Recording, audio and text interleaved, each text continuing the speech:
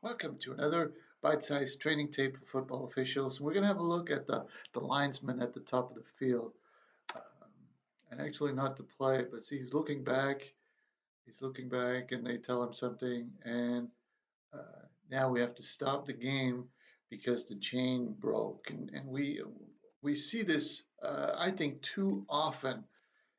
And a lot of times what happens is something fell out of a loop or something snapped or my point is a lot of what happens during the game that breaks the chain could have been fixed before the game. If you have one of those little plastic strips that you could put on, or you have some tape that you can put on it so that it doesn't fall out of the loop thing or whatever it does.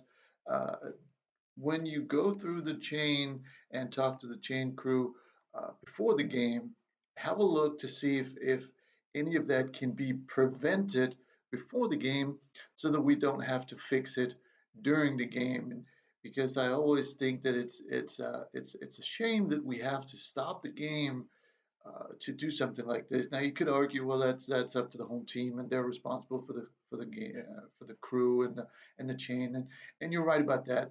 But at the end of the day, if we can avoid this by doing a little bit of preventive maintenance before the game, well, then the game flows better, during the game. And if we can prevent this, everybody will have a better experience with the game. And ultimately, we are at least partly responsible for how the game flows. So if we can prevent this from happening, um, then we're better off for it, because at the end of the day, nobody came to see this. And some people may blame the home team for not having proper equipment, but a lot of people will also blame us because they look at the chain as part of the chain crew, and that as part of the officiating crew.